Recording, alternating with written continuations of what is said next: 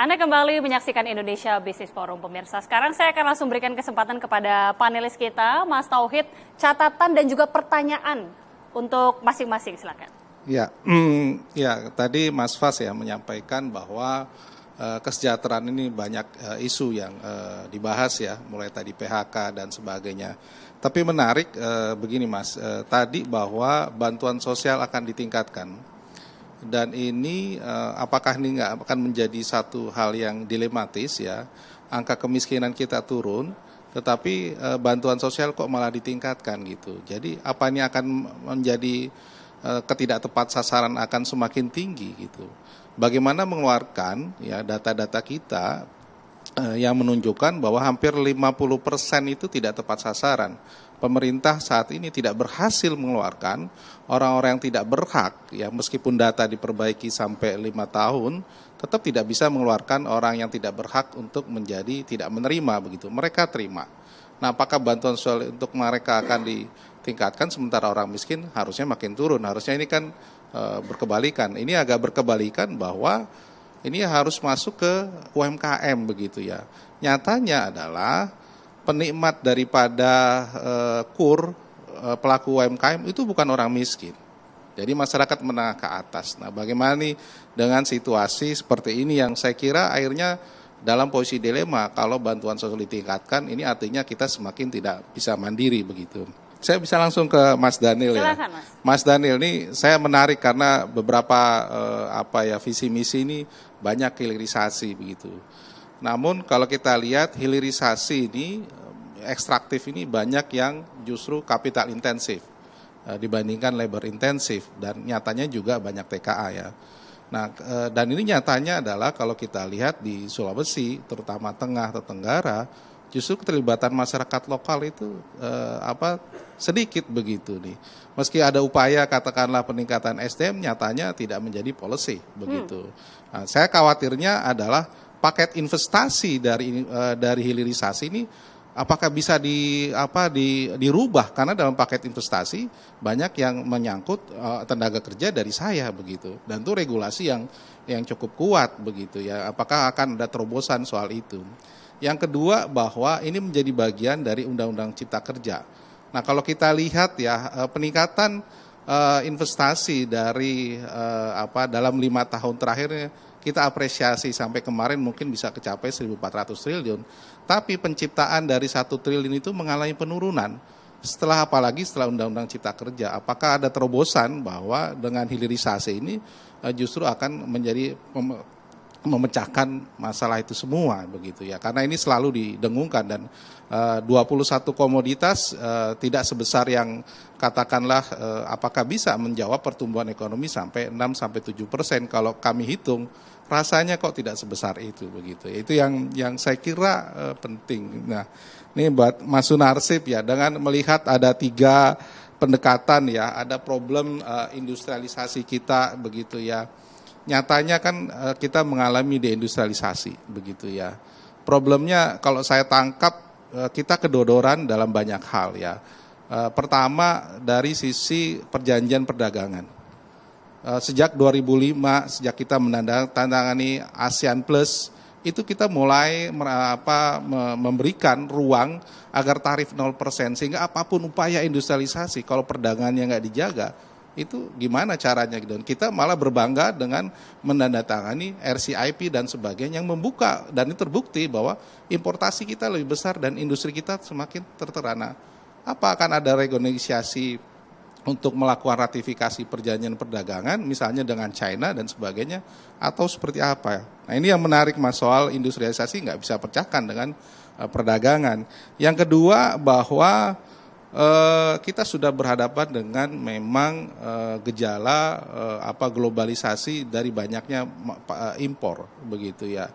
Mas, menurut Mas kira-kira ya apa yang dilakukan pemerintah dengan sekarang melakukan ya regulasi terutama Permendak 31 direvisi dan sebagainya efektif nggak itu menahan laju importasi kita dan apakah tawaran dari Mas tadi Mas Sunarsip bisa menahan laju impor kita bisa berhenti atau berhenti bisa berkurang begitu. Nah ini saya kira lontaran-lontaran mungkin yang bisa hadirin juga menangkap apa gagasannya. Makasih. Oke. Terima kasih Mas Tauhid, ini luar biasa ya, pertanyaan masing-masing untuk masing-masing tim kampanye berbeda-beda. Saya langsung, kalau tadi kita mulai dari 01, sekarang kita mulai dari 02 ke Bang Dhanil terlebih dahulu menjawab pertanyaan dari Mas Tauhid berkaitan dengan hilirisasi dan juga faktanya di sejumlah daerah ternyata masih banyak TKA yang juga ditemukan. Iya, salah satu komitmen kalau dibaca di visi misi itu adalah mengurangi tenaga kerja asing tersebut terkait dengan program hilirisasi terutama di industri ekstraktif ya, sumber daya alam. Itu memang tantangan dan itu jadi penyempurna dari upaya Pak Jokowi melakukan hilirisasi pada saat ini. Jadi misalnya kalau kami hitung misalnya dari hilirisasi, karena tadi Mas Taufik fokus di hilirisasi sumber daya alam misalnya, dari sumber daya alam itu bila ada saja 10 sumber daya alam yang masing-masing menghasilkan 10 derivasi produk, akan ada 10 derivasi produk itu dan masing-masing katakanlah membutuhkan misalnya 1.000 tenaga kerja yang terlibat di situ, maka hitungan kami itu bisa jadi 100.000 lapangan pekerjaan akan tersedia dalam konteks itu hanya dari hilirisasi sumber daya alam. Tapi catatan di kami, di Pak Prabowo dan Gibran adalah hilirisasi tidak berhenti di sumber daya alam. Ini kan terkait komitmen ekonomi Pak Prabowo untuk mendorong added value ekonomi kita. Kita harus beralih dari ekonomi ekstraktif menjadi ekonomi yang dipenuhi dengan added value. Nah, ini yang didorong. Nah, dalam proses menuju ke situ itu akan menyerap tenaga kerja. Nah, memang PR kita yang ini menjadi perhatian khusus Pak Prabowo adalah kita akan dihadapkan dengan tantangan pertama misalnya terkait dengan tenaga kerja ya. Itu adalah tingkat produktivitas. Ini kan selalu jadi PR kita selama ini. Kemudian kedua itu terkait dengan inovasi. Kemudian ketiga itu terkait dengan teknologi. Oleh sebab itulah bagian ini untuk menuju ekonomi yang tadi dipenuhi dengan added value, maka hal-hal yang terkait dengan produktivitas itu ada mendorong pelatihan yang intensif melalui pendidikan dan sebagainya, termasuk terkait dengan inovasi.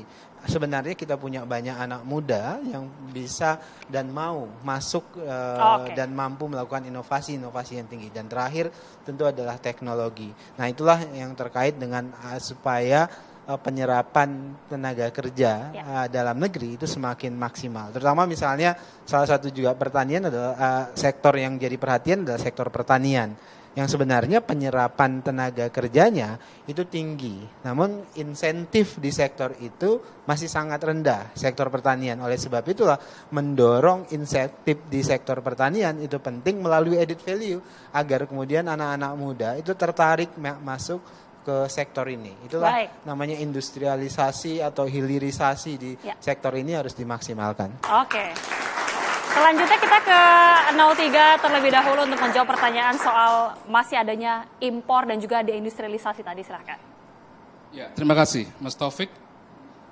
Solusi yang kami tawarkan terkait dengan perbaikan industrialisasi yang kita kaitkan dengan tambahan lapangan kerja itu sebenarnya lebih kepada ini yang paling penting itu justru kita memperbaiki struktur industri. Ya. Sekarang ini kalau kita mau jujur kan sebagian besar industri yang ada di Pulau Jawa ya, terutama di Jawa Barat dan Jawa Tengah, Jawa Timur dan Banten termasuk. Mereka inilah yang sebenarnya kalau kita bicara jujur itu yang mensupport tenaga kerja paling banyak.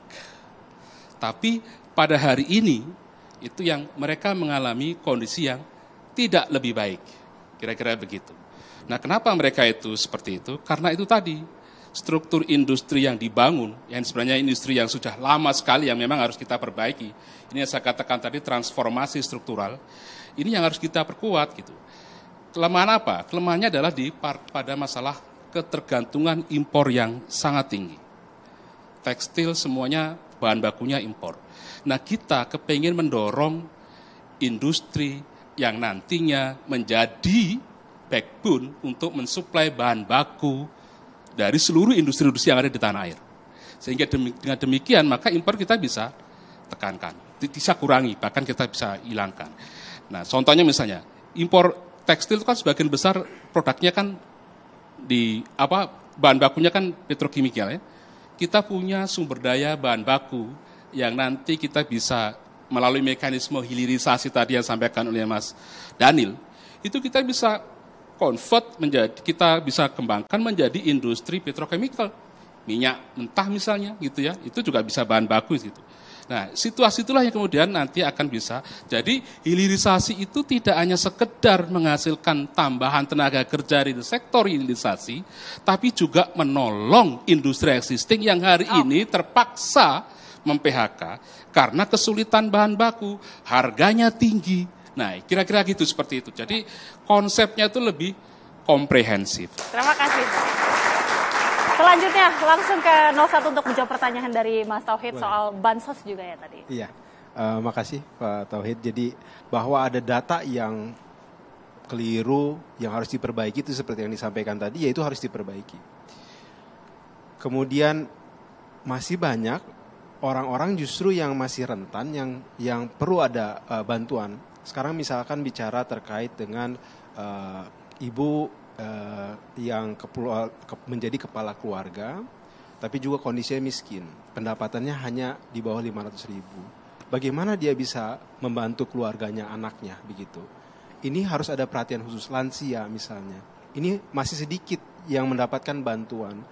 Nah, apakah berarti yang tidak mendapatkan itu nggak perlu begitu ya karena mismanagement dari pemerintah? Ya jangan begitu. Itu justru kita harus committed. Nah, 5 tahun nggak dikerjain, ya ini bicara soal fokus, bicara soal komitmen yang tinggi.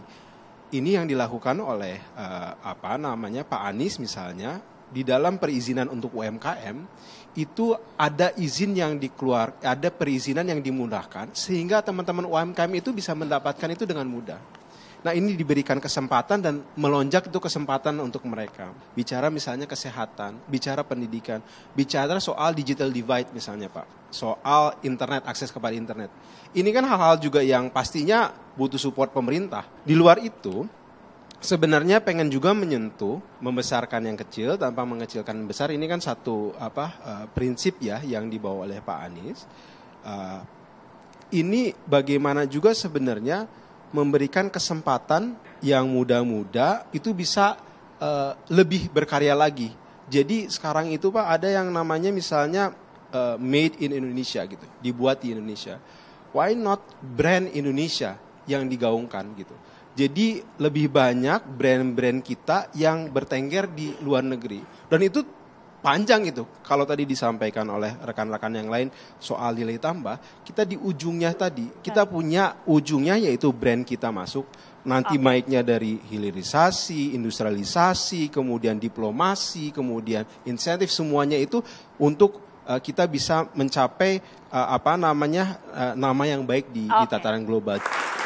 Ya pemirsa, tadi sudah kita dengarkan bagaimana jawaban dari masing-masing tim ses menjawab pertanyaan langsung dari Mas Tauhid. Usai jeda pemirsa, kita juga masih akan mendengarkan pertanyaan dari panelis kita. Usai jeda pemirsa, kami kembali sesaat lagi.